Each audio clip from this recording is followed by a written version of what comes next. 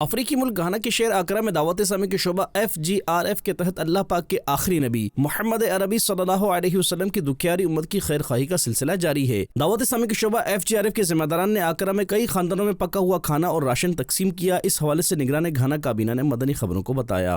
Waste افریقہ کے ملک Ghana میں بحمد اللہ تعالی دعوت اسلامی کے شعبہ FGRF کے تحت کھانا تقسیم کیا جاتا ہے۔ اسی طرح آپ کی دعوت اسلامی نے مسلمانوں کے گھروں میں کھانا پہنچایا۔ اللہ تبارک و تعالی دعوت اسلامی کو مزید بلندیاں عطا فرمائے۔ آپ بھی دعوت اسلامی کے ساتھ مل کے حضور علیہ الصلوۃ والسلام کی دکھیاری امت کی مدد کیجیے۔ ماشاءاللہ یہ دعوت اسلامی کی ٹیم ہے ویسٹ افریقہ کی کنٹری گھانا میں اکرا میں، یہاں پہ مرکز ہے دعوت اسلامی کا۔